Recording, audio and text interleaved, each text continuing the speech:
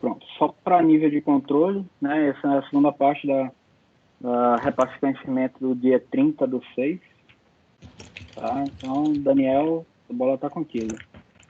Perfeito, Olha obrigado. aí, o novato entrando aí, ó. Seja bem-vindo ao time, tá, meu Joab? Coloquei ele aí já para pegar as coisas. Muito bem. Obrigadão, cara. Seja bem-vindo aí. Conheça aí uma parte da equipe que vai trabalhar contigo e do cara que tá mandando mais problema pra gente tocar, que é esse Daniel aí. Mas olha Daniel só, DR, mas não é o Daniel Cunha, é o Daniel DR. o jovem Joab.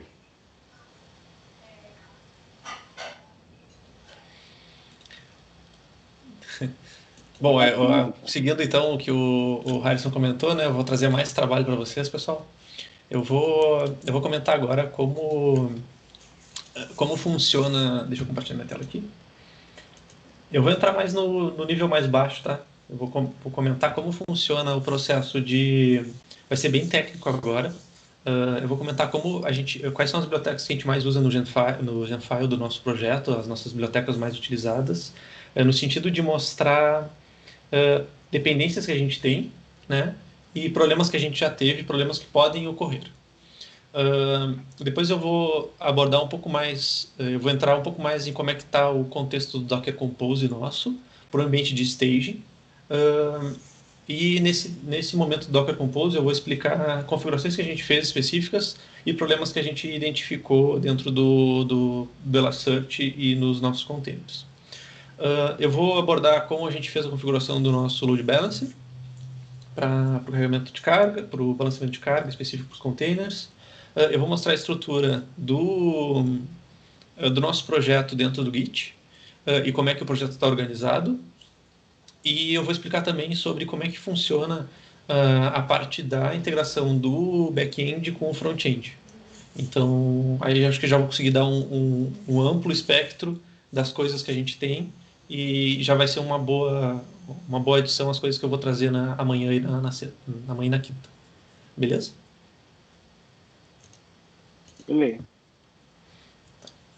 Já estou compartilhando a tela? Já estou. Estão vendo aí? Eu vou começar pelo... Bom, a gente usa o VS Code aqui. Sim, apareceu aqui. Bom, basicamente vocês vão ver alguns comentários aqui, tá, pessoal, de outras pessoas que já participaram da equipe. Eu não sei como você está, mas bom, não vai impactar. Mas basicamente vou começar diretamente no nosso... Eu vou começar primeiramente pelo Docker Compose, tá, que é o que gera e faz a aplicação rodar. Hoje os problemas que nós temos, o Docker Compose está organizado para os containers, né? Quem já tem alguma experiência com o Docker, o Compose é basicamente um arquivo, uma receita que a gente estrutura os containers e todas as características que cada container vai ter. Então, aqui nesse Docker Compose, que é o Docker Compose do staging, a gente tem os dados do Mongo, né? Então, especificamente da aplicação do Mongo, aqui então as portas que ele libera, o volume que está atrelado ao banco de dados. Nós temos o container do back-end, que é onde a aplicação está rodando especificamente. Ela está rodando em modo produção, ela tem algumas configurações para fazer a conexão com o Redis e com o Elasticsearch. Ela é disponível na porta 3000, né, dentro da máquina, e depois ela é roteada através do Nginx para a porta 80, né, e para a porta 443 se tiver o mapeamento de HTTPS.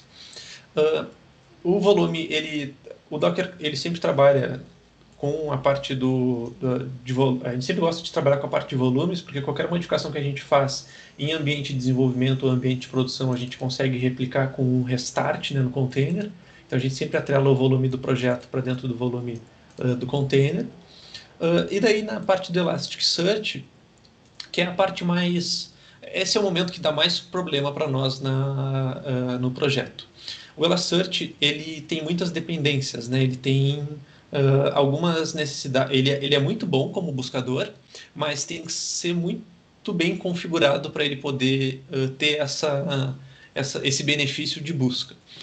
Hoje a gente está usando o Elasticsearch 6.5.4 e aqui eu gosto de frisar que a versão que a gente utiliza hoje não é a versão atual do Elasticsearch. Por que não é a versão atual do Elasticsearch? Hoje o Elasticsearch está na 7.9, se eu não me engano. Da versão 6 para a versão 7, eles mudaram completamente toda a estrutura, quase toda a estrutura de busca do Elasticsearch. E isso, quando a gente foi tentar migrar para a versão 7, acabamos tendo um problema sério de dependência e da gema que a gente utilizava com a integração no Elasticsearch. Então, eu gosto de frisar o versionamento, né, que a gente aplicou nesses containers e nessas imagens que a gente utilizou, que esses versionamentos a gente tentou fazer upgrades para outras versões, mas quando a versão Major foi modificada, a gente teve muito conflito de dados e de problemas. Assim. Então, no Elasticsearch, a versão 6.5 é a que está suprindo hoje o projeto, então é dentro dela que sempre que for fazer uma modificação na ferramenta tem que ser olhada. Né? A documentação ali vai te apresentar o current, mas aí sempre voltem para a versão 6.5.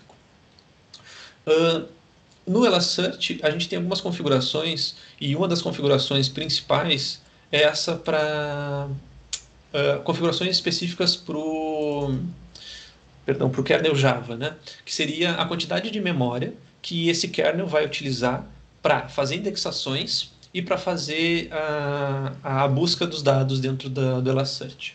Então, é essa linha aqui 48, né, que é especificamente o Java...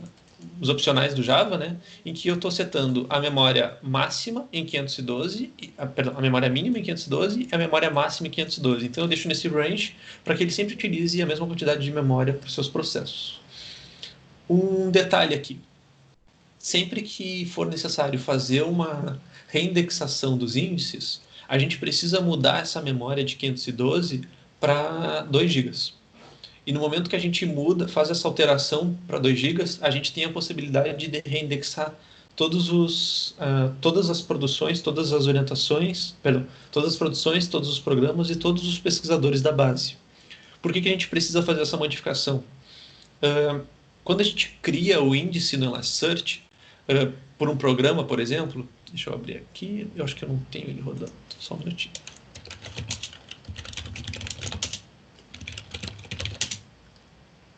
Eu tenho ele rodando. Tá, então eu tenho ele rodando aqui. Quando a gente cria o índice no Elasticsearch, ele traz informações. Deixa eu fechar aqui.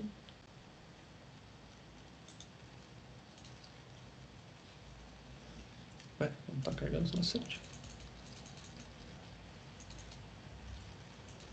Só um minutinho.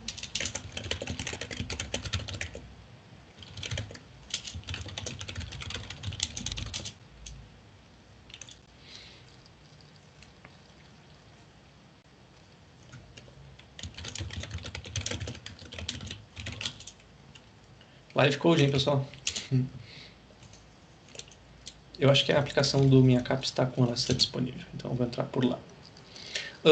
Presta sim, cara. É isso aí que a gente tem que... Isso aqui é repasse de conhecimento. Beleza. Já vou anotando aqui, tá filmado aí, gravado. Não é o bug aí pra gente já, quando se vier e acontecer, a gente já saber corrigir. Beleza. Aqui assim, quando a gente tem um problema no Elasticsearch, basicamente, né, sempre que a gente o programa não está rodando ou tem algum bug que acontece, existe a gente vem aqui sempre no Kibana para poder identificar o que está acontecendo com o índice, se o índice está bem disponibilizado, se ele está com um health satisfatório.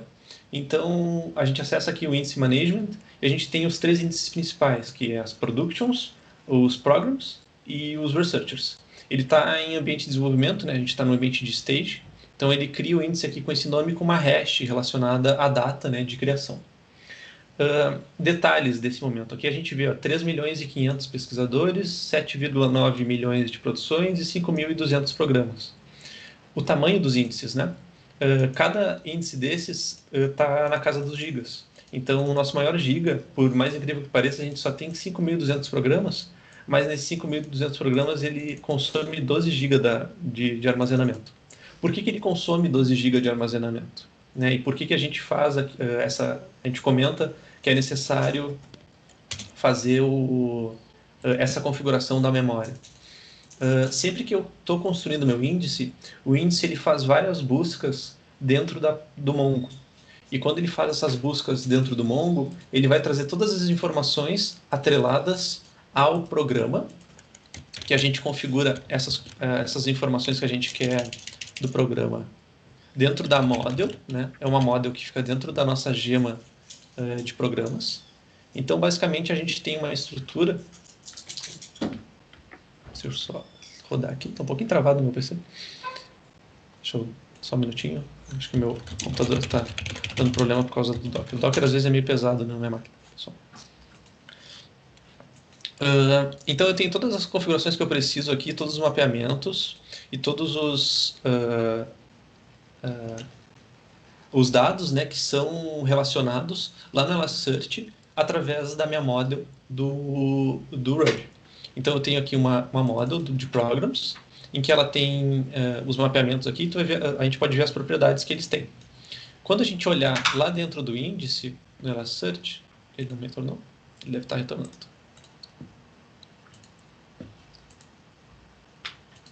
Eu vou mostrar aqui dentro do índice. A mesma informação configurada aqui, ela vai aparecer lá no índice. Programas de development. Aqui, ó, mapping. E aqui vai estar os mapeamentos que a gente fez ali na moda. Essa construção ela é feita através da indexação, né, obviamente. Então, no momento que eu faço a primeira indexação da minha model, ele automaticamente já cria o índice aqui na base e começa a adicionar valores dentro do índice, dados dentro do índice.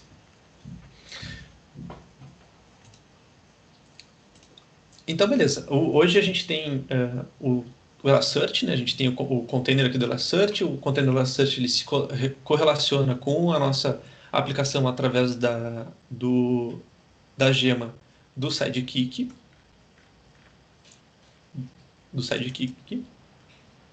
Perdão. Isso. E essa gema ela faz a relação com o nosso índice dentro do banco do Elasticsearch, e onde ele cria esse índice e ele constrói os índices para todos os documentos que eu tenho dentro da base do Mongo. Aqui eu fiz uma busca, deixa eu ver. Acho que travou. Aqui, restaurou. Eu fiz uma busca aqui, eu só peguei o primeiro programa, tá? Eu peguei uma quantidade de 71 programas da base, que é através do... Deixei o paginador normal do Elasticsearch rodar, essa primeira linha que eu rodei aqui. E aqui, por exemplo, ó, eu tenho dados de o nome do programa, o código do programa, a data de criação, o level, o CAPS level do programa, né, o nível 4, 5, 6, o ID no banco do Mongo da área de conhecimento, o nome da área de conhecimento, o ID da instituição, o nome da instituição, a instituição abreviada, quais são os dados regionais, né, estado, a cidade, e daí eu venho com todas as produções, todos os títulos de produções que estão relacionadas a esse programa na base, mas, aí é uma porrada de dados, tá? Mas... Não é paginado isso? O resultado? É que esse é só um resultado, é só um documento, o Harrison. Tá. Aí em um documento eu não é coloco API. todas as informações. Oi? Não é uma API, né, de consumo de algum serviço. Não, assim, esse é o serviço do Elasticsearch. A gente pode fazer buscas mais rebuscadas nele, como aqui embaixo. Aqui, ó. Eu vou comentar depois sobre ela. Mas basicamente aqui eu fiz primeiro, eu vou separar essas duas entradas aqui. Nesse primeiro, é como se eu estivesse fazendo um get dentro da API do Elasticsearch. Aí eu fiz um get para fazer uma busca em todos os programas da base.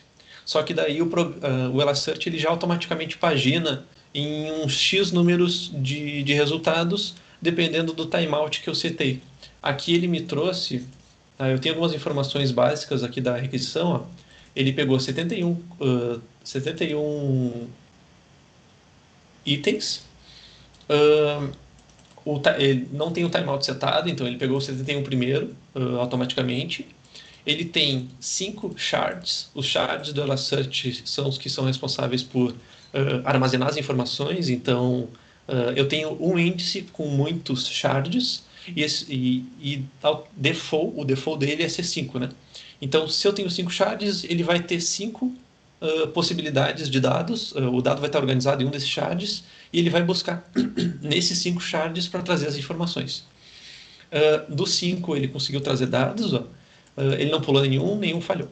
E depois eu tenho um total de 5.272 documentos, né, indexados nesse índice, que é o índice de programas, e o max score é 1. Esse max score vai de 0 a 1, que é um número para ver o quão... por exemplo, se eu jogo uma palavra, computação, por exemplo, o Elassearch já calcula o score desse documento e consegue me dizer, por ordem desse score, qual que é o melhor documento. É como se fosse o PageRank, que é qual que mais se aproxima daquela palavra. Então ele já faz isso automaticamente internamente.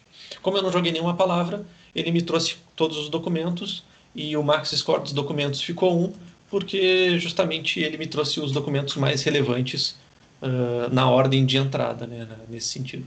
Então esse score aí daí depois a gente vem os hits. Os hits são todos os objetos encontrados. Aqui a gente tem 110 mil linhas, né, de conteúdo, mas não são 110 mil objetos, tá, pessoal? Mas os hits são, de fato, nossa busca, os programas que foram encontrados para essa busca. Então aqui eu acho que, se eu ver, vão ser 71, se eu diminuir todo mundo aqui, né? Que foi o total de dados encontrados.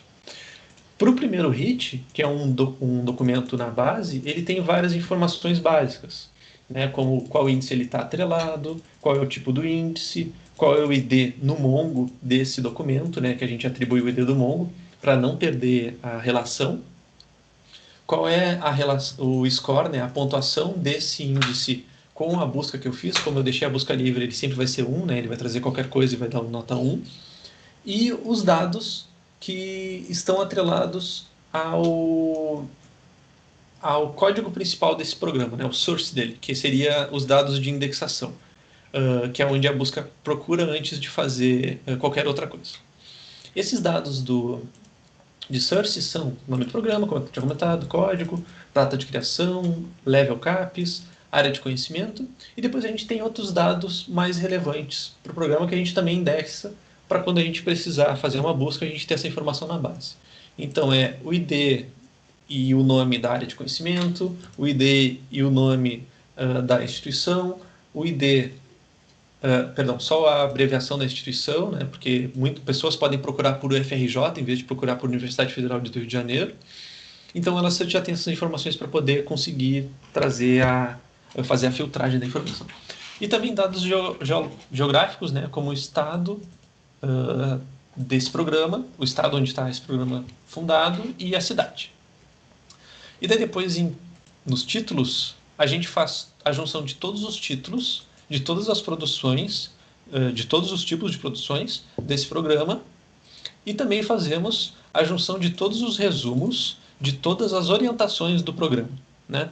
Então, a gente só consome hoje da base do Oracle, da CAPES, dados de resumo de orientações. Porque os dados de produções muitas vezes não são inseridos. Então a gente acaba consumindo só os dados das orientações. Então aqui a gente vai ter todas as informações, né, desse programa. E quando a gente realizar uma busca mais específica, né, eu quero encontrar especificamente o programa computação, né, dentro dos programas. Deixa eu comentar aqui, para não ter esse problema aqui. Dessa instituição com esse ID. Eu vou buscar.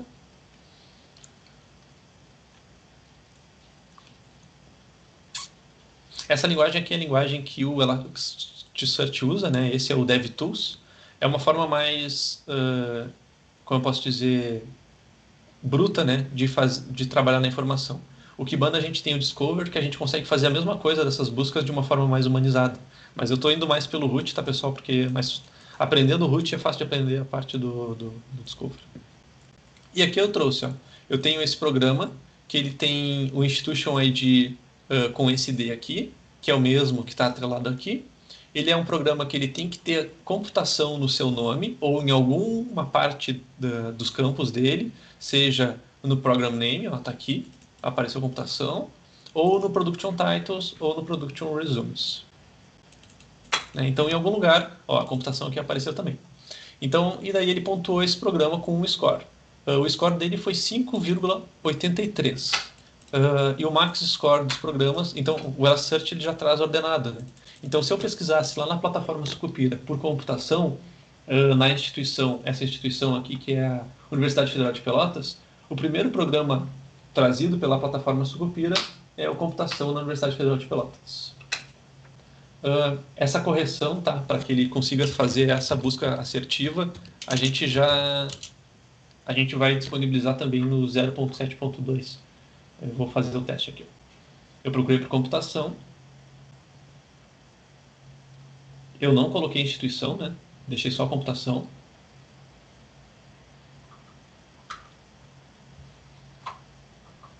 Esse tempo também de carregamento a gente está melhorando na versão 0.7.2. Peraí, enquanto carrega, só uma pergunta, cara. Pra ficar carregando aí no Node. Você botou os títulos e os resumos só para dar o score no programa? Aham. Porque assim, o objetivo da busca ou melhor, era o objetivo, né? A gente ainda tá construindo esse objetivo, eu acredito.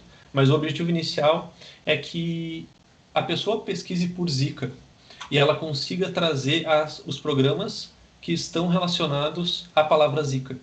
E daí a gente juntou todos os dados do programa como se fosse uma bag of words, e daí o Elasticsearch, a gente deixa para o Elasticsearch computar os TF-DFs e os cálculos necessários dentro desse campo do programa. E daí, se ele encontrar um programa que tem dentro dos títulos das produções ou dos resumos das produções a palavra Zika, ele vai dar uma pontuação para esse programa. E daí ele vai trazer na nossa busca. Está praticamente escolhido. Tá, só para entender mesmo, porque tu tem o índice, né, de produção. Aí tu copiou, meio que duplicou esse mesmo índice para dentro de programa. Só para entender mesmo. Isso, por que a gente fez isso? Desculpa, quem é que tá falando, não ouviu o nome? Jean. Jean. Jean. Por que a gente fez isso, Jean? Quando ele faz a busca, né, do programa, se o programa ele tem produções relacionadas a essa palavra, a gente traz das produções desse programa uma lista resumida aqui na interface. Como não tem produções escritas computação nesses programas aqui, não está aparecendo. Mas, por exemplo, eu procurei por Zika, né? Daí eu encontrei, digamos, a Universidade Federal do Ceará, CAPSA. As 3 primeiras produções que aparecem aqui são elas possuem dentro do seu corpo ou dentro do seu título a palavra Zika. E daí o pesquisador pode ver se já no resultado uma prévia de que se a produção tem ou não essa informação. E por que a gente separou também? Em um dos objetivos futuros da ferramenta, que a gente acredita que agora a gente não seja um objetivo a curto prazo, né, talvez mais a longo prazo para uma evolução, ou talvez até a equipe de vocês vá trabalhar nessa evolução, é a página da produção. Então, enquanto aqui no buscador a gente encontra pesquisadores e programas, quando a gente tiver essa página da produção, eu também vou poder procurar por produções específicas. Eu quero encontrar uma produção específica da UFMG que trabalha com Zika e eu quero entender um pouco mais desse escopo. Aí eu entraria aqui também, um dos resultados seria uma das produções, e essa produção me levaria a uma página que eu teria mais informações da produção, termos relevantes encontrados, enfim. E daí a gente já deixou pronto a indexação para ela também.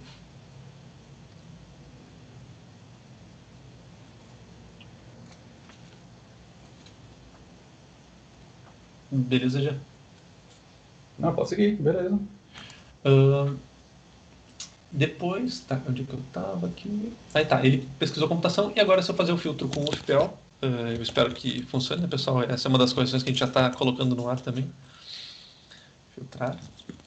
Se quiser abrir local também, com a nova versão já estava, fica à vontade, tá, Daniel?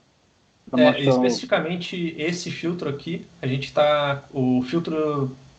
Nesse momento a gente está corrigindo um bug que deu entre esses 3 filtros e o filtro de nota. Mas apareceu. Primeiro resultado. Isso aqui a gente já fez o deploy. Eu não estava sabendo se a gente tinha feito o deploy ou não. A gente não subiu a versão ainda, a gente não deu como entregue, porque a gente ainda não fez todas as correções. E a gente está fazendo testes ainda também, né? Então, aqui, como a gente fez a busca aqui no Kibana, né, especificamente pela palavra computação na Universidade Federal de Pelotas, que é esse ID aqui, eu recebi como retorno Universidade Federal de Pelotas e com o nome computação. Lá no Elasticsearch também eu tive o mesmo retorno, né? Computação Universidade Federal de Pelotas, nível CAPES 4. Então, qualquer busca que a gente realizar aqui no Elasticsearch com determinadas configurações que sigam as configurações descritas dentro do mapeamento do programa ou do pesquisador ou da produção, eu vou ter como retorno aqui também na plataforma do Sucupira, na plataforma Sucupira Painéis. Beleza?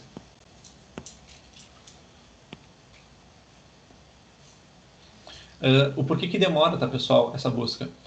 Para a gente conseguir otimizar a pesquisa para DAV, né, para que tenha retornos. Porque que acontece? Se a gente bota uma palavra. É um erro que eu acredito que ainda esteja acontecendo. Vamos pesquisar uma palavra frutas vermelhas.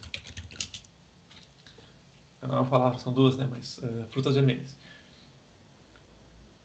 Quando ele faz a busca por frutas vermelhas, ele está me trazendo. Ele está caindo no índice geral, né? Eu estou tentando pesquisar em todos os meus índices, especificamente programas e pesquisadores, que é o que retorna ali na interface. E quando ele faz essa busca, ele tem que... ele não sabe o que eu quero fazer com frutas vermelhas. O Elasticsearch não entende que eu quero frutas vermelhas relacionadas a um programa ou frutas vermelhas relacionadas a apenas um pesquisador. Mas nesse caso aqui, eu procurei por frutas vermelhas, então eu deixei a busca geral me encontrar para mim. Ele encontrou a Marília Cecília Evangelista e ela tem aqui, uma das produções dela é suco misto de frutas vermelhas. Outra produção que ela teve é avaliação da aceitação sensorial de sucos mistos de frutas vermelhas e outra é avaliação de compostos bioativos em geleia de frutas vermelhas. Então, essa pesquisadora é uma pesquisadora que tem muitas produções relacionadas a esse termo da minha pesquisa e ela seria uma pesquisadora interessante para a gente encontrar mais informações ou conversar com ela, né, seja lá porque eu procurei por frutas vermelhas. E assim também aparecem outros pesquisadores relacionados. O que a gente está otimizando agora é que não apareça só pesquisadores, né? Os pesquisadores têm um peso menor, também apareçam programas. Mas a gente está otimizando isso também para o Sprint 3, né? Que seria uma busca específica em uma base. Ou eu busco pesquisador, ou eu busco programa. Que aqui ele está geral, né? Ele está buscando pesquisadores e programas. E como um pesquisador normalmente tem... a produção dele é concentrada naquele item, né? naquele objetivo, por exemplo, Zika ou, por exemplo, frutas vermelhas, ele vai ter um score maior pelo Elasticsearch do que um programa. O programa ele pode ter várias produções e frutas vermelhas aparecer poucas vezes, né, através da configuração do TF-Def. Beleza? Mas isso a gente está trabalhando também para melhorar. A gente vai adicionar um filtro aqui também na esquerda para selecionar a base, para poder facilitar para o pesquisador pesquisar algo e objetivar o resultado para aquela base que ele tem interesse. Se ele quer encontrar um pesquisador ou se ele quer encontrar um programa. Daniel, deixa eu fazer uma pergunta. Claro. Vocês fizeram algum teste sobre isso aí? Será 10, 15 pessoas simultâneas usando esse sistema? Como é que está o tempo de resposta, essas coisinhas? Isso. A gente agora. o que a gente quer fazer no processo de... Assim, a gente vai fazer O nosso objetivo é que entre hoje e amanhã a gente faça um teste de carga, né, na aplicação para justamente prever isso. Porque um dos mantis que foram reportados é que o sistema estava muito lento. E eles estavam, e como vocês viram agora, né, deu timeout algumas vezes aqui quando eu estava usando com vocês. Então, às vezes, esse processo de busca no Elasticsearch e o consumo de dados no Mongo, se eles não passaram por nenhum índice, se eles não passaram por nenhuma informação, ele acaba tendo um custo muito alto de esforço ali na memória da aplicação. E a gente, antes desse problema dos timeouts, a gente estava conseguindo fazer tranquilo mais de 50 pessoas acessando simultaneamente, assim. Foi um teste que a gente fez no passado, mas, tipo... 50 pessoas, você falou? Isso. Tá, no teste que você fizer daqui para frente, pensa em 100 mil, tá? Que é 10% do público da gente. Então... simultaneamente, tá? Isso. Aí, no caso, isso é dentro da infra de staging, né, pessoal? A infra de produção, ela aguenta muito mais, tá? Ela já tem esse objetivo de suportar essas requisições e disponibilizar a aplicação sem dar um problema para essa grande quantidade. Esses testes menores que a gente faz é para o ambiente de staging para testar as funcionalidades. E daí a gente tem toda uma infra preparada para dar suporte a um grande número de pessoas, né? Número Você já passou os requisitos de produção para RNP, cara? Já está no ar esse sistema. Só esse sistema todo aqui já está no ar, pessoal. Ele só está numa versão muito antiga, tá? Aí por isso que a gente não tem trabalhado nele.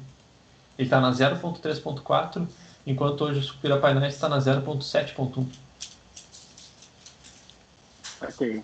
Então, seria mais prudente subir essa versão, a 7.2 para produção e fazer o teste de carga direto em produção, tá? Sim. Pode continuar aí, Daniel. Beleza. Até das conversas que eu gostaria de ter com vocês na parte de DevOps e da aplicação, né? Eu ia trazer essas conversas nos 3 dias, é justamente viabilizar a disponibilização em produção e esses testes de larga escala, né? Como que a gente pode fazer e se vocês querem nos ajudar até para a equipe entender como funciona o sistema, né? Fazer uma coisa mais prática, uma aula prática. Uhum. Bom, continuando. Podemos desenhar isso aí melhor. Beleza. Pessoal, eu não vou entrar muito agora na parte da interface, porque senão a gente fica sem conteúdo lá para o web final. Então eu vou voltar lá para a parte do banco que eu me estiquei aqui. Bom, então a gente tem o Compose, né? A gente estava falando do Elasticsearch. Depois a gente tem o Kibana, né? Com o container do Kibana, que faz aquela integração ali da interface que eu estava mostrando para vocês. Ele também ele respeita a versão que o Elasticsearch está disponível. Então, se o Elasticsearch está na versão 6, o Kibana tem que estar na versão 6 também. Depois tem o Redis. O Redis é uma configuração simples, ele utiliza a memória e ele só é utilizado quando faz uma nova indexação no Elasticsearch. E essa indexação só existe quando a gente faz um novo processo de load da carga. E depois vem o Load Balancer, que o Load Balancer é o Nginx. E no Nginx a gente tem uma configuração específica para ele, que eu fechei.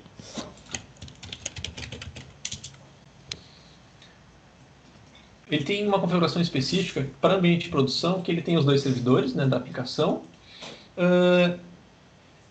Bom, é um Nginx comum. Tá? Ele não tem nada de extra, assim, de diferente. Ele basicamente faz o redirecionamento das imagens. Ele tem configuração para onde armazenar os logs. Ele diz onde buscar os assets, os arquivos de stylesheets e JavaScript. E ele redireciona todo o contexto da aplicação para dentro faz uma passagem, né, dos dados para dentro da aplicação do Rails. E tirando isso, ele não tem nada assim de demais. Em outros sistemas, a gente acaba colocando HTTPS, mas como esse contrato é com a CAPES, precisaria ver com vocês a certificação, né? E eu não sei se vocês já não têm a certificação nos domínios de vocês, antes mesmo de fazer esse redirecionamento para dentro da máquina, ou até na configuração do domínio, vocês já conseguem fazer essa configuração.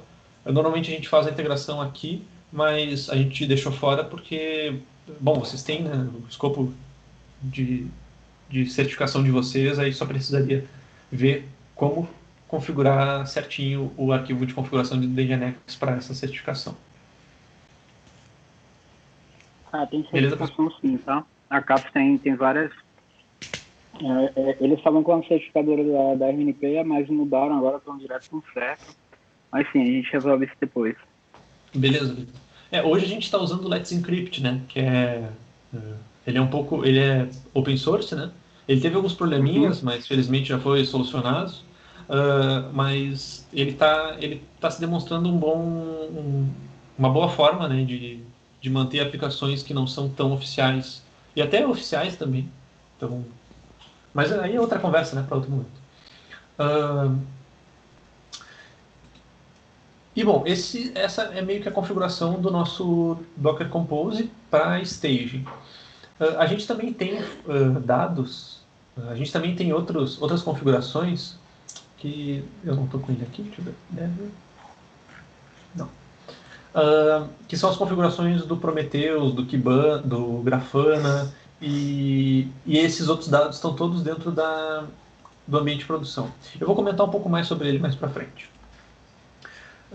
Aqui, problemas, né, que acontecem nesse Docker Compose e que eu vejo aqui já nessas últimas duas linhas maravilhosas, 92 e 93.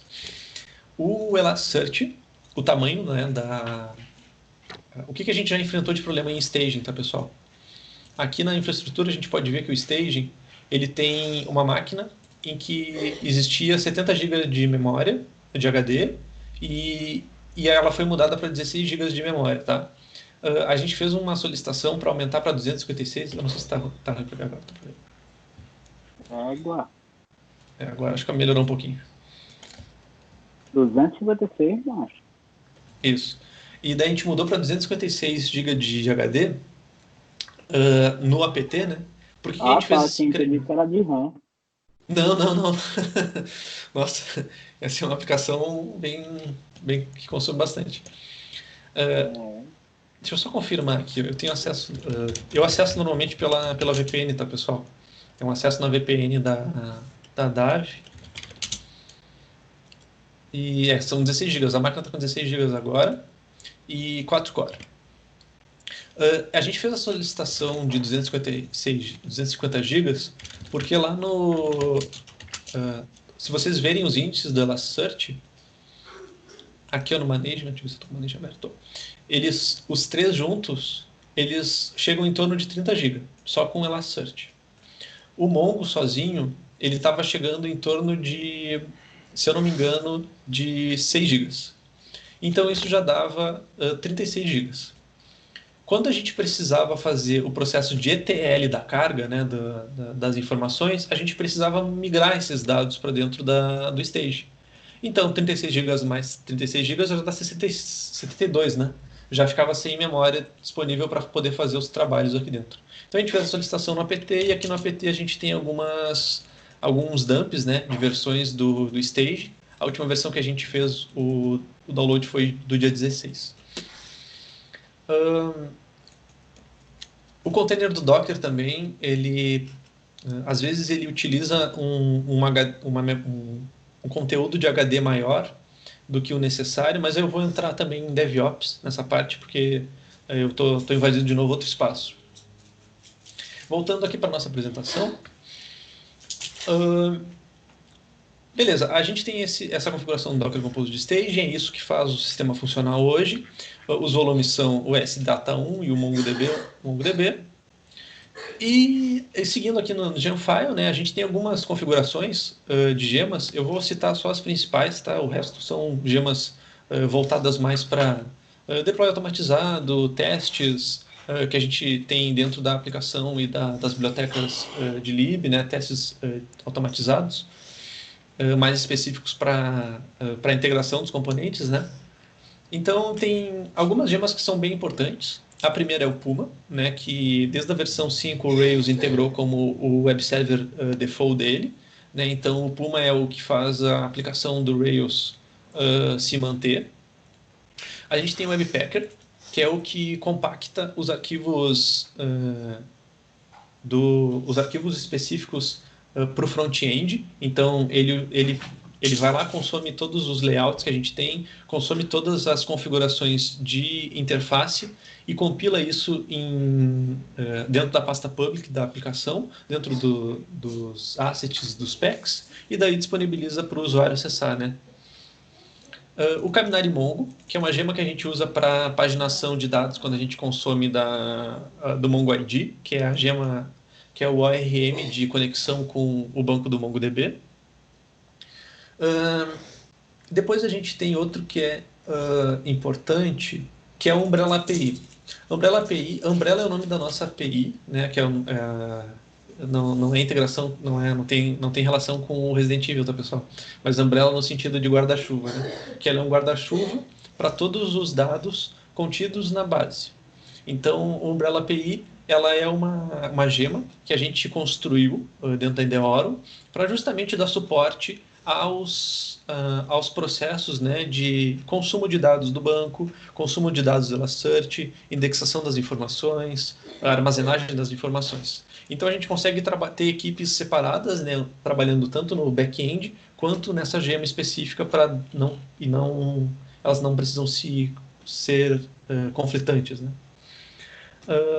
Esse Umbrella API, aqui a gente faz uma definição, como a gente, no nosso ambiente da Endeavor, a gente utiliza muito o Git como compilador das nossas gemas e disponibilização dessas gemas dentro de uma infraestrutura nossa, que é um gem server, que é como se fosse o RubyGems oficial. A gente tem um RubyGems da Endeavor. Mas como o projeto é um projeto da CAPES, né, a gente compilou toda essa gema dentro de uma biblioteca chamada lib, que ela está disponível aqui na estrutura do sistema, onde a gente pode ver aqui, ó, lib, Umbrella API. E aqui está todas as configurações da Umbrella API. Beleza? Então, hoje o nosso gemfile diz para a nossa aplicação Rails, olha para essa gema Umbrella API dentro dessa pasta e chama isso de models do teu sistema. Depois o Mongo, né, a gente utiliza uma versão, essas versões também são muito importantes frisar que a versão 7 do Mongo ID é uma versão que a gente utiliza porque ela dá suporte à versão 4.2 do Mongo. A gente está usando a versão mais atual do Mongo, devido a alguns processos que a gente executa do pipeline de agregação, né, de consultas na base. E, bom, versão mais atualizada às vezes tem mais ferramentas, né? E depois a gente tem o Geocoder, que é uma ferramenta que faz a transferência dos pontos de latitude e longitude para a gente poder gerar um mapa lá na interface do usuário de programas, que eu vou explicar um pouco mais na interface da aplicação.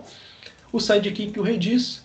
E tem também uma outra gema que é o SearchKick, que eu estava agora me corrigindo. O SearchKick, que é pesquisa com o kick no final aqui, né? SearchKick, que ele faz a integração com o banco de dados, né, do Elasticsearch. É pelo SearchKick, né, que a gente pode ver aqui no Programs. Pelo SearchKick que a gente faz essa integração com o Elasticsearch. Beleza até aqui, pessoal? Alguma dúvida?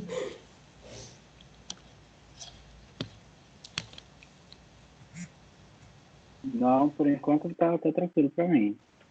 Tranquilo não, tô todo cagado aqui já de medo, mas tá tranquilo. Bom, depois eu vou comentar um pouco sobre o Dockerfile, tá? O Dockerfile é o nosso... bom, a gente usa o Docker, a gente tem a receita para os containers, né, que levanta os containers na máquina, então é um Docker Compose. E para as aplicações, algumas aplicações a gente pode ter uma receita específica. Então, eu tenho a receita específica da minha aplicação do back-end. Ela consome dados que estão presentes dentro do arquivo minha capes.app. Então, se eu abrir aqui, o contexto que ela vai trabalhar é só dentro desse minha capes.app aqui. Então, é só aqui que ela vai ver para conseguir consumir os dados. E dentro desse arquivo, eu posso colocar um arquivo específico para a configuração desse container. Que dados que esse container vai ter, como que esse container vai ser construído, que forma que esse container vai trabalhar, que é o Dockerfile. O Dockerfile como está aberto aqui, ele basicamente é as instalações que a gente faria ali no Linux, né? Quem não conhece o Dockerfile, então ele instala as coisas principais para fazer acesso a SSH externo, que a gente também às vezes acessa diretamente a máquina, as bibliotecas principais para os componentes da interface, as bibliotecas principais para componentes como o Nokogiri, que faz a leitura de arquivos e configuração de algumas informações. O NPM, né, ele faz a instalação do NPM no container para o Rails poder utilizar esses dados, né? E para o Yarn também, a gente utiliza o Yarn para algumas rotinas de instalação dos pacotes do Node. E depois a gente faz uma compilação de assets também no final. Então, a gente deixa exposta algumas portas que a gente utiliza, a 3000. Essa 3005 a gente utiliza só em modo desenvolvimento. A 27017 seria relacionada ao Mongo.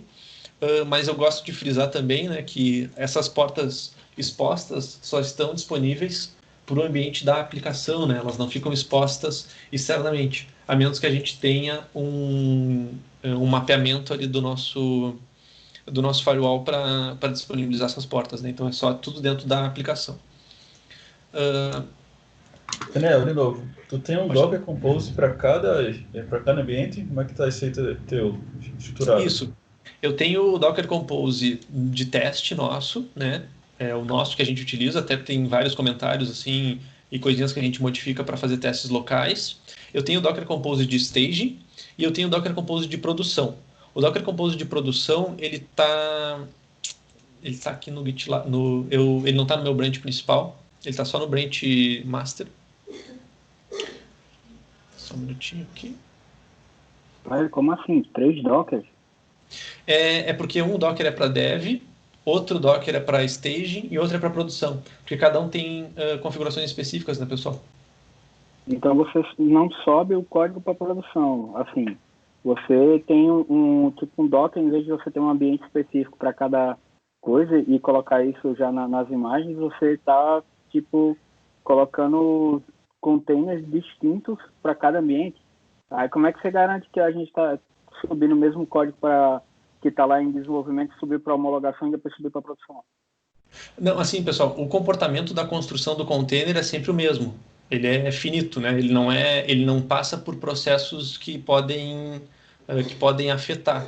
Então, essa imagem que é construída do Docker, ela segue sempre o mesmo padrão, independente se está em produção, em staging ou desenvolvimento. O que muda nesses ambientes é, por exemplo, em staging eu preciso do Nginx. Eu preciso do container de Nginx para disponibilizar a minha aplicação. No ambiente de desenvolvimento, eu não preciso do container de Nginx, porque eu estou usando o localhost, né? Eu uso ali pelo localhost acesso, eu não preciso ter um load balancer da minha carga. E no ambiente de produção, eu preciso ter outros containers que eu não tenho nesses outros ambientes. Então, por exemplo, eu preciso do container do... Deixa eu ver aqui... Tá, isso aqui está desatualizado. Deixa eu só achar o atualizado aqui um minutinho.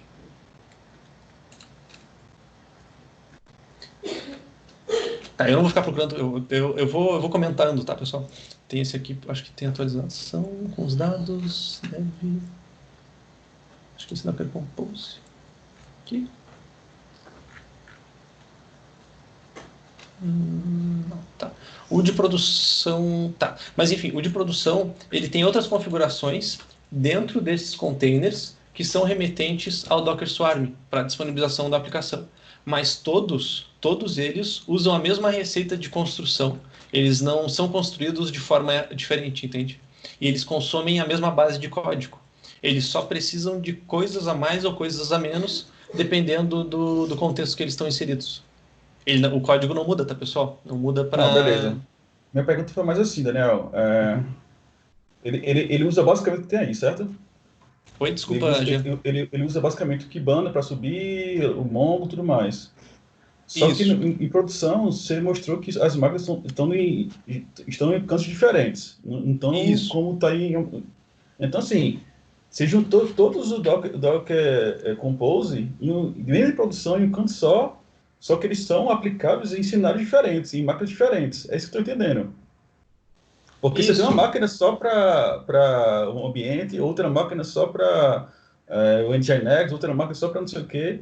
Você não tem, para cada um desses, um Docker Compose específico. Então, assim, tem uma máquina que é só para o Mongo, outra máquina que é só para Elastic, tá tudo aí junto, misturado aí.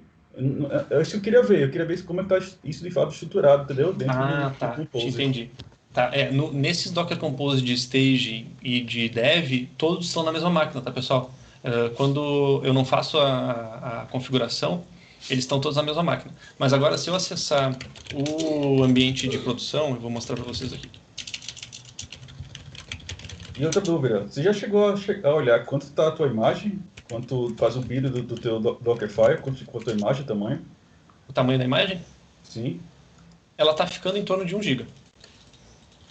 Por quê? Mas a gente está otimizando isso também, tá, pessoal? Por que ela está ficando com 1 GB?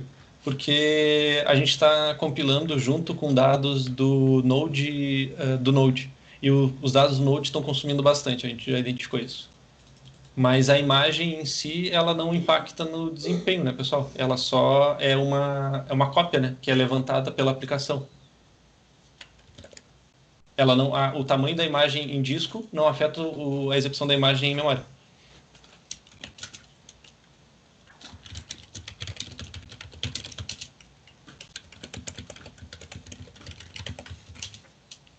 A gente trabalha com metade disso, tá, Daniel? Lá no DevOps Backup tem algumas boas práticas, coisa e tal, e é metade disso aí. A gente já tem um desafio bem grande de dar uma reduzida, uma enxugada nisso aí. Assim, pessoal, assim, é até um objetivo nosso diminuir, tá? Eu falo porque são ambientes que a gente está testando, são coisas que a gente mantém, mas a gente pode checar até aqui no próprio MC Gerenciamento, né, que é a parte da aplicação de produção, a gente está usando Docker Swarm, né? Então aqui eu fiz uma lista de todos os serviços, vocês estão conseguindo ver aí bem a tela? Sim, estamos. Mas eu falo assim, tá na metade, mas as aplicações ACAP são legadas, que não foram desenvolvidas para, tipo, com conceito de DevOps nem nada não, que a gente está migrando, pegando a aplicação mesmo monolítica e jogando lá dentro, né, do OpenShift. Tá? Então, são mais ou menos com a metade do tamanho disso aí. A nossa mesmo, do que a gente trabalha, do nosso lado, do nosso time, tá 150 MB, velho. Sim. É bem rapidinha, viu? Bem chutinha mesmo.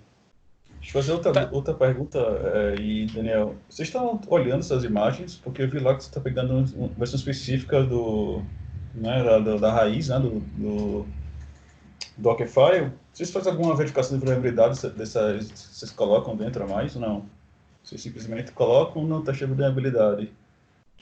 Não, então, a gente, todas essas configurações que a gente fez aqui específicas são para o funcionamento da aplicação, né? Então, hoje essa imagem que está no back-end, que é a imagem que é mais construída, ela é a única que tem consumido mais memória, né? E o que tem consumido memória dela são essas etapas aqui de compilação de assets, que é basicamente o Node, que ele utiliza muitas informações, né, por causa dos componentes que a gente utiliza na interface, e os assets de fato, né, que é todos os componentes da interface compilados. Esses são os pontos que mais pesam hoje na aplicação. Claro, em modo de desenvolvimento, a gente acaba adicionando coisas extras dentro da pasta raiz, que é onde a gente está construindo as informações. E daí essas coisas, elas não são postergadas para a produção. A gente só mantém ela aqui, a teste, né, desenvolvimento. Tá, mas assim, só por curiosidade, né? Porque a gente todas as nossas imagens, nosso maquinário, ele passa por vários testes, né? Seja de vulnerabilidade, seja de estresse, tudo mais. E como você falou, nossas imagens estão em torno de 100 a 150 megas, né? Então, assim, você falou que não tem muita importância, nada tem importância assim, porque, assim, essas imagens que a gente gera, a gente manda para um REST privado, e quem sobe nossas imagens é um outro servidor. Esse servidor, ele não tem imagem, ele tem que baixar do resto. Então, hoje, baixar de 150 megas ou 100 megas a 1 giga, tem diferença sim, e é grande, entendeu? Então, assim, o nosso cenário aqui é um pouco diferente. Então, quanto menor a imagem, para a gente é muito melhor. você sabe muito bem que baixar 1 GB, baixar 100 megas é infinitamente melhor, mais rápido de ser feito. Sim, sim. É só assim. A gente pensa aqui em todo o cenário. Estou falando várias perguntas para saber se o quão está adequado à nossa realidade aqui, entendeu? Sim. Pessoal, a gente não chegou a Porque uma otimizar. coisa Tá? é a gente usar lá na RNP, tá, Daniel? Uma coisa é você Sim. ter uma infra da RNP que, tipo, a RNP tá por trás dela, tá a AWS, né? Então a gente tem uma infra gigantesca do outro lado lá e o limite é o cartão de crédito, vamos assim dizer. O cartão de crédito tá ali, tá? Mas para CAPES, velho, a gente tem limitação considerável de infraestrutura. E a ideia deles é levar isso para o lado da CAPES, então é por isso que a gente está fazendo essas perguntas, e eu também, para a gente tentar entender e saber qual é a abordagem que a gente vai ter que fazer. Não, perfeito, entendi, pessoal. Assim, sendo bem sincero com vocês, aqui está a nossa lista de imagens. Tem umas imagens bem pesadas, mas a gente não chegou a olhar a otimização do tamanho da imagem, não, pessoal. Assim, de especificar que a gente não chegou a ter esses tipos de problemas dentro da nossa infraestrutura da CAPES, da RNP, e eu entendo a preocupação que vocês estão trazendo. Tem algumas imagens bem pesadas aqui. A gente não fez um processo de limpeza, né, no caso, dessas informações, mas a gente pode ver com vocês até por compartilhar esse conhecimento, né, com a gente. Beleza, que boa. Vamos seguir no jogo aí, pra gente não estourar nosso tempo também. E já minha babá vai embora, eu vou ficar sozinho com o Luke, aí lascou. Não, perfeito. E obrigado por trazer essa visão, Jean. Porque, assim, é uma coisa que também me incomoda, tá? É que eu estou falando especificamente desse projeto Minha CAPES, mas quando a gente tem muitos dados os nossos containers estão muito pesados, a gente tem um exemplo de outros containers nossos, a gente tem 50 megas só no container, e é uma API centralizada, ela não tem dependências externas, e a gente consegue deixar ela muito bem estruturada. A gente não conseguiu olhar ainda para esse contexto do tamanho da imagem, tá? E a gente não imaginava que fosse um problema para vocês tão grande, tá, pessoal? Não, tranquilo, não. Tô só aqui tô aqui algumas perguntas que eu já previamente linkei, né? Só pra gente ter noção de como tá o projeto, só. Não é nada, pelo amor de Deus, não entenda como perguntas capciosas, nada do tipo, não. É só querendo saber se o quanto está alinhado, né, com a gente está trabalhando, né, o quanto está alinhado para poder entrar, de fato, né, ingressar no processo. Só para título de curiosidade, a gente coloca esse pipeline, obviamente, né, então na mudança vai subir um novo pod lá. E outra coisa que o jobs entre pods, já é outro problema, que são só 250 megas, pode transferir, são 300 megas. Então, assim, 1 GB já, assim, não vai, não migra. Uhum. Eu não consigo levar algo desse tipo. Então, assim, a gente precisa fortemente mesmo, olhar isso aí com calma, para a gente não vai inviabilizar todo o processo que está construído já, né? Sim. Mas, E assim, uma dúvida, é só mesmo a gente... Agora que a gente já está com um problema lá na Web Semantic, né, no projeto Show, que a imagem dele está com 2 GB. E a gente não está conseguindo mover ela de um lado para o outro dentro do Git. Então tá lá do Git da CAPES, né? Então é por isso que a gente está um pouco preocupado com isso. Mas, de novo, tá, Daniel? Aqui é mais equipe técnica aqui, então tá todo mundo que está aqui envolvido. Eles estão, com exceção do Joab, que vai entrar oficialmente amanhã, né? Mas o restante da galera que está aqui já está vivenciando a CAPES há um bom tempo e a gente já sabe todas as dificuldades que a gente tem do nosso lado lá, e principalmente as dificuldades que a gente tem com a infraestrutura, que é toda fechada, né? Uma caixinha preta que a gente tem que, aos poucos, ir tentando abrir lá. Mas a gente não tem muito acesso para mudar muita coisa, né? Por exemplo, eu acredito que esse projeto vai ficar na RNP por um bom tempo. Até a gente conseguir migrar isso para dentro da CAPES.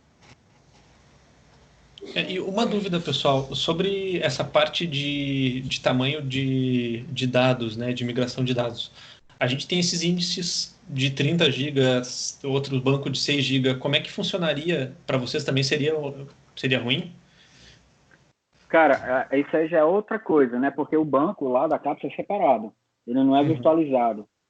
Ele é um banco, é uma main física mesmo lá.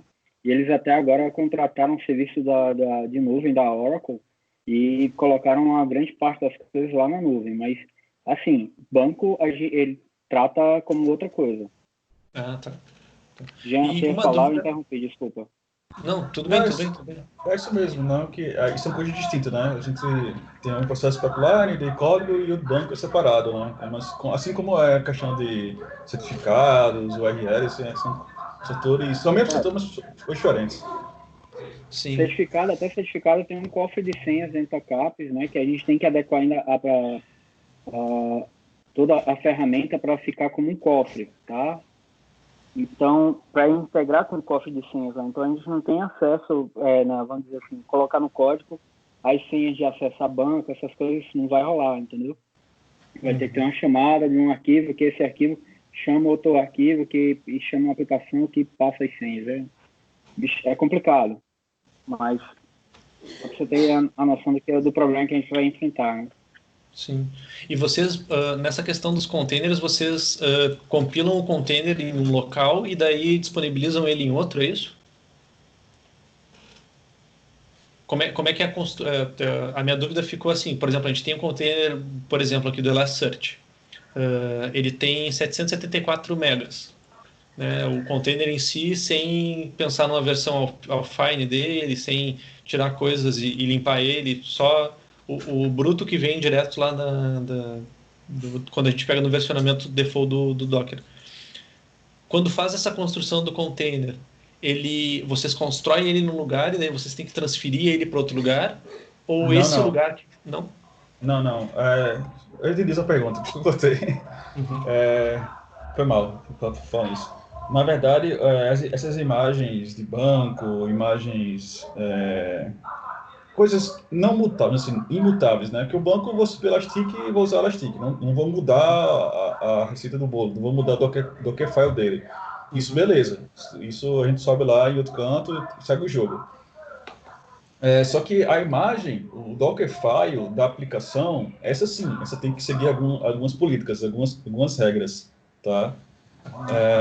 Então, assim, eu não consigo, o Post Pipeline, transpor isso entre jobs, né, entre minha pipeline, para, por exemplo, eu vou aqui fazer meu build desse Dockerfile.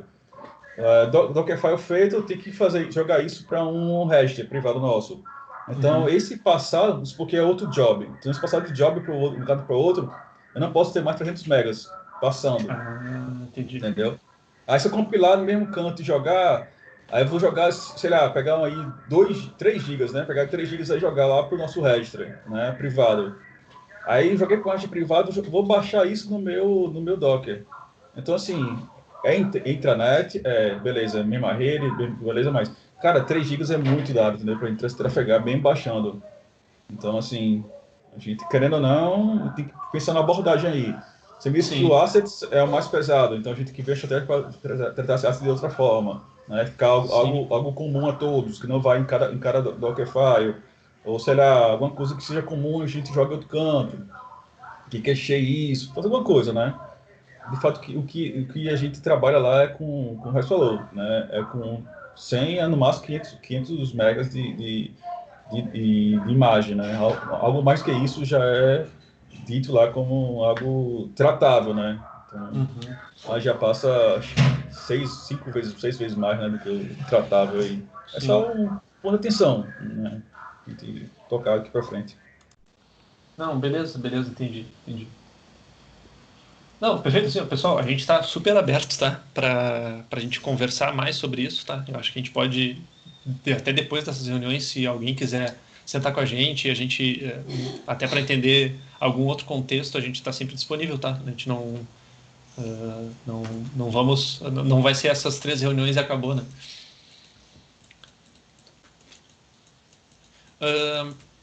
Bom, aí seguindo, pessoal, acho que a gente tem ainda meia hora. É isso, Harrison? É isso aí. Foi mal a demora. Eu Não, tava tranquilo. apanhando aqui de novo. Aí o último ponto, que seria um dos pontos mais interessantes assim para essa nossa primeira reunião, é entender como que se relaciona, que é um ponto de conflito, que teve conflito pelo menos para a gente no início do projeto, de como que se relaciona a parte do front com a parte do back-end. E essa parte do front com o back-end, ela segue o contexto do Webpack, né? Para quem conhece o Webpack, ele é um compilador, né, é como se fosse bom, é um packer, né? Ele compila dados específicos para um conjunto de assets. Dentro da nossa aplicação, ele fica todo salvo, todas as nossas telas, né? Nós temos elas disponíveis aqui nas views dentro da pasta JavaScript. E eu ressalto, tá, os nomes por causa da gravação, né? Então, dentro de app, dentro da minha caps, app/javascript, JavaScript, e aqui em views vão estar cada componente relacionado às telas do sistema. Então, hoje nós temos 5 telas principais, que são os resultados, é a pesquisa, tem a página do perfil do pesquisador, a página do perfil do programa, a dashboard e uma página sobre o sistema, sobre os painéis e um pouquinho do resuminho da história. Então, esses componentes eles são todos compactados utilizando o Vue, né? São arquivos Vue, que eles utilizam da linguagem HTML, né? Marcação HTML normal, e utilizando também componentes específicos de uma outra biblioteca que nós construímos também em The Aurum, que se chama Vue Components. Os Vue Components seriam todos os componentes parametrizáveis da interface dos painéis. Esses Vue Components, assim como o Umbrella API, eles estão disponíveis aqui também nas libs, né, no espaço de bibliotecas externas. Alguém vai comentar alguma coisa, pessoal? Tá. E aqui nos Vue Components, a gente pode ver quais são os componentes que a gente tem na interface. Então, por exemplo, nós temos filtros, nós temos listas, nós temos componentes geográficos, nós temos componentes de gráficos, e todos esses componentes têm componentes de estrutura, né, o footer, o toolbar, uma sidebar. Então, todos esses componentes eles foram construídos com o intuito de serem reutilizados caso necessitasse de alguma evolução na ferramenta. Então, por exemplo, eu preciso aqui nessa página que eu estou vendo de busca, eu preciso adicionar por algum motivo um gráfico de barras aqui no lado. Eu vou poder só simplesmente adicionando esse componente de gráfico bar chart dentro da página especificada que eu quero ali, né, dentro dos meus JavaScript results, por exemplo, né? Então aqui em algum lugar eu vou adicionar um componente de gráfico de barras. Então a gente pode reutilizar esses componentes e reconstruir as interfaces caso necessário. Não é limitante, né? Bom, o Webpacker, ele, como eu tinha comentado, ele gera tudo, é como se fosse, como qualquer linguagem faz, ela joga para uma pasta public e quem consome isso é o load balancer, né? O load balancer ele busca nessa pasta public para ver as informações, então lá nos assets ou nos packs. Ele segue o manifesto JSON, que é a organização de onde é que estão os componentes, né? Isso aqui é tudo gerado automático pelo Webpacker, tá? Não foi algo programado pela gente. E essa geração automática ele faz um mapeamento, né, em ambiente de produção, ambiente de desenvolvimento, para as hashes e para a disponibilização das informações na interface. Né? Que mais? Pessoal, eu acho que a princípio das coisas eram... As principais eram essas, pessoal, para hoje. Vocês têm alguma dúvida? Tem bastante conteúdo já, né? Tem coisa pra caramba, a maioria tá em vídeo, já também sendo gravado, né? Eu abro aí pra pergunta. Rafael, Jean, Adelina. Temos uma pergunta. Vocês já chegaram a ver o quanto a aplicação front com back, acho que chove junto, não é? Lá, esse consome de memória? A aplicação rodando? Sim. Assim, a aplicação em si, A gente pode dar uma olhada agora, nesse momento, tá, pessoal? Eu vou confirmando. A gente não chegou a fazer estudos, tá? Sobre o consumo de memória da aplicação. O que consome mais memória para a gente hoje é o Elasticsearch, nas buscas que ele faz, e o Mongo. Os dois são os mais que aqui no Stage eu estou mostrando, tá? Eles não estão otimizados, mas eles que estão consumindo hoje, e eles são hoje a taxa de maior problema que a gente tem tido com os timeouts e os acessos. Para a gente ver aqui, deixa eu só pegar aqui um minutinho.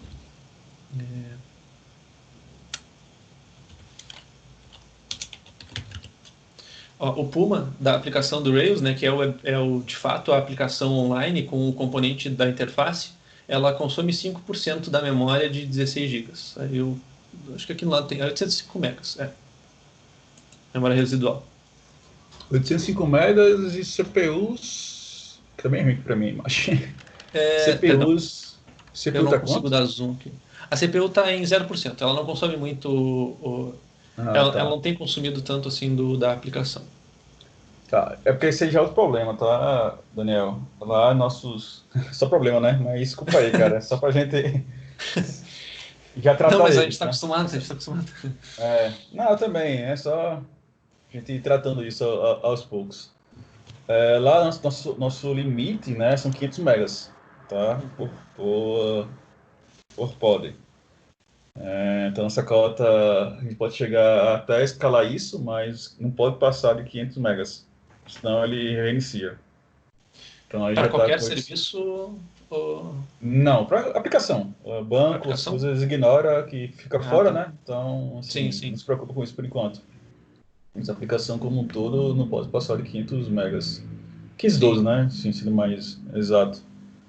Então, assim, é outro ponto para a gente já marcar uma estrelinha para te dar uma olhada, uma analisada. Não, perfeito. E eu vou parar por aqui, tá? Dá problemas e... Não Mas se problemas, quiser né? mandar... Mas pontos para a gente... Não problemas, vamos ver com outra perspectiva. Pontos para a gente olhar, né? Analisar com calma sobre outra perspectiva. Isso. Aí. Sim. A gente é justamente isso, né? A ideia.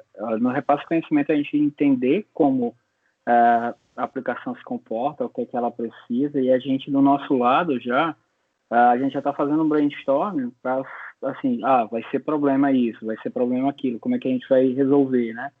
Sim, e até então, a ideia seria, no futuro, passar para a infra da CAPES, e, ao meu ver, vai ser um futuro bem distante, por enquanto. Certo, Jean? Eu acho que a gente vai ter que ficar com ela um pouco ainda na infra da RNP. E um dos meus trabalhos é tentar convencer o pessoal da ZTI que o momento não é oportuno para a gente tirar essa aplicação da RNP. Que por hora, sim, a gente teria mais flexibilidade por lá, né? Então, assim, lá a gente consegue, né, fazer dar alguns jeitinhos, né? Dizer assim. Né? Mas sempre assim, como eu falei, né, a gente tentando se adequar mais rapidamente, né, a essas cotas que a gente tem disponível. Mas acho que sim. Tá, isso mesmo. Acho que mais alguém tem alguma dúvida, gente? Eu não sei se assustei o pessoal, se o pessoal não quer mais me ver. Não, então... Ô, Daniel, brigadão. Oi. Primeiro dia. Não, beleza. Acho que, Harrison, o que tu achou, Harrison? Foi mais dentro do esperado? Agora foi mais produtivo, pelo menos para minha, vamos dizer assim, pelo que eu estava imaginando que seria, né, nossas reuniões. Basicamente, eu acho mais proveitoso nessa segunda parte do que a primeira, claro, porque para mim, ver a coisa mais rodando, ver como funciona no background mesmo é mais assertivo. Obrigado, tá, cara, pelo seu tempo, e amanhã a gente volta assim, se você não for impactar o seu sprint, amanhã no mesmo horário, né? Todo mundo. Isso. Eu acho que amanhã não é um problema não, tá, pessoal? Talvez na próxima, na última reunião, seria possível a gente ter uma modificação do dia para sexta? Ou não? E ao invés de ser quinta, ser sexta? Isso. Cara, é complicado um pouco para mim, então. Deixa eu Não, parar tudo aqui bem. a gravação. Bem, Fica isso isso na que eu- gravação só um minuto. Beleza, beleza. Peraí.